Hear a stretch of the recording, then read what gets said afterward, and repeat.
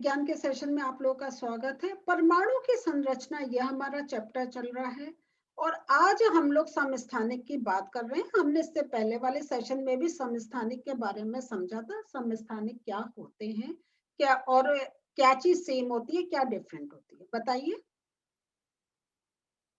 परमाणु संख्या समान रहती है, द्रव्यमान डिफरेंस होता है ना। यह हम लोगों ने समझा था समस्थानिक का।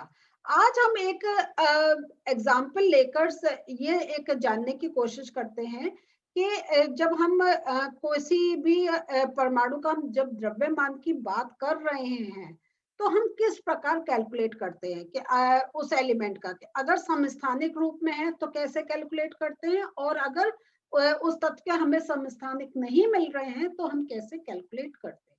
तो आज के सेशन में हम इस चीज को समझेंगे। टाइम है बुक खोलने का। सो बच्चों, आज हम लोग जो देख रहे हैं वो हम देख रहे हैं क्लोरीन के एग्जाम्पल से हम समझने की कोशिश कर रहे हैं। क्लोरीन का हमें दो समस्थानिक रूप मिलते हैं और उनका जो द्रव्यमान है वो हमें मिलता है 35U और 37U। और ये जो है ये हमें 3:1 के अनुपात में मिलते हैं। तो अब अगर हम देखेंगे कि क्लोरीन का जब हमें दो द्रव्यमान मिल रहे हैं तो हम कैसे पता करें कि अगर हमें क्लोरीन का द्रव्यमान किसी कैलकुलेशन में रखना है तो हम कैसे कैलकुलेट करेंगे कि उसका कौन सा द्रव्यमान रखें, 35 रखें, 37 रखें, क्या रखें, या उनके बीच की एक वैल्यू निकालें। तो इसको हम समझने की कोशिश करते हैं। तो यहाँ पे अब हम ये देखते हैं कि अगर हम सिंपल अगर किसी एलिमेंट का अगर हम द्रव्यमान कैलकुलेट करना चाहें तो हमारा द्रव्यमान कैलकुलेट करने का क्या प्रोसेस है। हम प्रोटॉन और न्यूट्रॉन की संख्या को ऐड कर देते हैं, वो द्रव्यमान हो जाता है। लेकिन अगर ये तब पॉसिबल है जब उसके कोई समस्थानिक नहीं हो। हर एलिमेंट का हमें समस्थानिक नहीं मिल रहा है, कुछ ही एलिमेंट्स हैं। तो अब हम देखते हैं कि अगर ऐसा कोई हमारे पास तत्व है जहां उसके हमें समस्थानिक रूप मिल रहे हैं, जैसे अभी हमने क्लोरीन का देखा 35 और 37, उसको हमें डिफरेंट दो द्रव्यमान मिल रहे हैं, तो उसको कैसे कैलकुलेट करेंगे। तो यहाँ पे ये आपका प्रोसेस बताया गया है, लेकिन मैं थोड़ा सा आपके लिए कुछ लाइन इंपॉर्टेंट पढ़ना चाहती हूँ, वो आप मार्क भी कर सकते हैं। तो जैसा मैंने अभी आपको बताया था कि अगर किसी भी तत्व का कोई समस्थानिक नहीं है तो परमाणु का द्रव्यमान हम उसमें उपस्थित प्रोटॉन और न्यूट्रॉन की संख्या के योग से लेते हैं। लेकिन अगर एक तत्व समस्थानिक रूप में उपस्थित होता है तो कैसे करते हैं, तो हम प्रत्येक समस्थानिक रूप का प्रतिशत उसको जानने की कोशिश करते हैं और फिर उसके औसत द्रव्यमान की गणना करते हैं। अब यहाँ पे जैसे हम देखते हैं क्लोरीन का जो औसत परमाणु द्रव्यमान क्या होगा, तो ये आपका थोड़े से इसमें क्या है, साइंस नहीं लगे हैं, मैं आपको अपनी स्लाइड से बताती हूँ इसको। सो बच्चों, ये है आपका, यहाँ पे आपके मल्टीप्लाई और प्लस के वो उसमें बुक में साइन नहीं थे, तो यहाँ मैं अब आपको सामने रख रही हूँ। तो ये जो क्लोरीन है इसके दो समस्थानिक जैसा हमने देखा था, तो इन समस्थानिक को हम इस रूप में भी लिख सकते हैं, क्लोरीन 35, क्लोरीन 37। और इसका जो ये देखते ही हमें समझ में आ रहा है कि इसके द्रव्यमान है 35U और 37U। अब हमने ये देखिए इसका, क्योंकि हमने कहा था ना रेशियो उसका परसेंटेज निकालना होगा, तो हमने ये देखा ये इनका अनुपात है 3:1। 3:1 का आप ये समझ लीजिए कि टोटल अगर हम इसको जो क्लोरीन का परमाणु है उसको 4 भाग में बांटे तो उसके जो 3 भाग है उसका तो आपका जो द्रव्यमान आ रहा है वो आ रहा है 35, और एक जो भाग है उसका आ रहा है 37। तो इसलिए हमने क्या करा, तो अगर हम परसेंटेज में देखें तो हमने कहा 4 भाग करे हैं ना, तो 4 भाग में से 3 भाग, तो इसको एक और तरीके से समझते हैं, 4 भाग मीन्स 25, 25, 25, 25, 4 25 हो गए। तो अब हमारा रेशियो है 3:1, तो हम 3 बार 25 को ऐड करेंगे, वो आ गया 75, और एक 25 बचा, तो ये आ गया। क्लियर हो गया।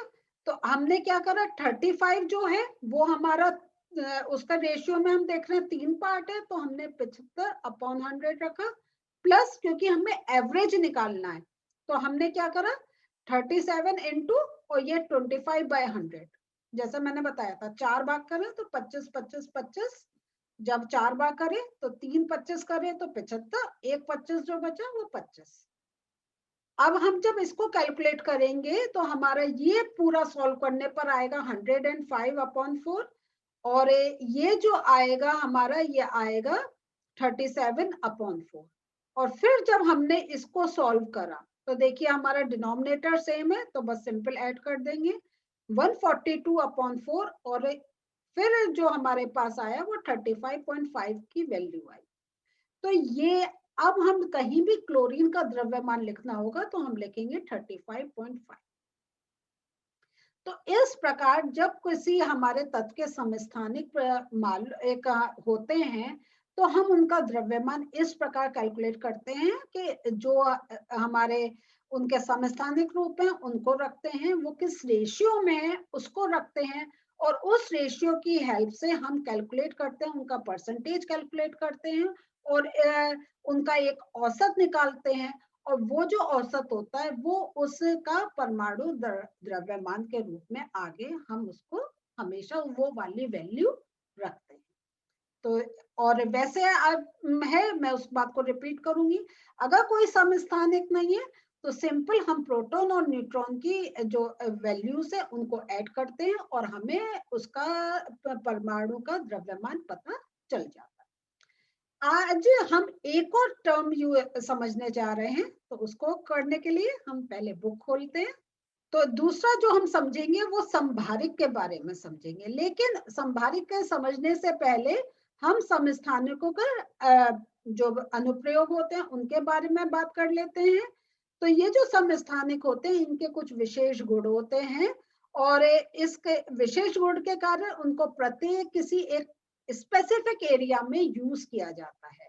तो यूरेनियम के एक समस्थानिक का उपयोग हम एटॉमिक रिएक्टर में ईंधन के रूप में लेते हैं, जो हमारे एटॉमिक जो एक रिसर्च चल रही होती है वहां पे हम उसको एक ईंधन के रूप में उसका यूज करते हैं। कैंसर के उपचार में हम कोबाल्ट के समस्थानिक का उपयोग करते हैं, और घेंगा रोग के इलाज में हम आयोडीन के समस्थानिक का उपयोग करते हैं।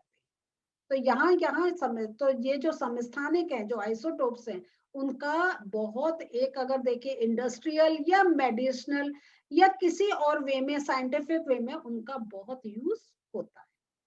अब हम बात करते हैं संभारिक। ये क्या है? तो संभारिक को समझाने के लिए मैं अपनी स्लाइड खोलती हूँ, तब आपको एकदम डिफरेंस क्लियर होगा कि वो समस्थानिक और संभारिक में डिफरेंस क्या है। अभी हमने समस्थानिक पढ़ा था, संभारिक। तो यहाँ पे आप देखें कि संभारिक में क्या होता है, द्रव्यमान संख्या सेम होती है लेकिन परमाणु संख्या डिफरेंट होती है। हमने समस्थानिक में देखा था परमाणु संख्या सेम थी, द्रव्यमान में डिफरेंस मिल रहा था, लेकिन संभारिक क्या है कि अलग अलग परमाणु संख्या वाले तत्वों को जिनकी द्रव्यमान संख्या समान होती है संभारिक कहा जाता है। तो ये हमने, और दूसरा जो था हमने समस्थानिक में क्या देखा था, एक तत्व के परमाणुओं में हमने डिफरेंस देखा था, लेकिन अब हम देख रहे हैं तत्व अलग अलग है लेकिन उनके द्रव्यमान हमें सेम मिल रहे हैं और परमाणु संख्या उनकी डिफरेंट है। तो जब अलग अलग तत्व हैं तो परमाणु संख्या तो डिफरेंट होगी, लेकिन जो एक कॉमन चीज मिल रही है, द्रव्यमान सेम मिल रहा है, तो वो हो गए हैं संभारिक। तो ऐसे तत्व जिनकी परमाणु संख्या भिन्न है लेकिन द्रव्यमान संख्या सेम है वो संभारिक कहलाते हैं।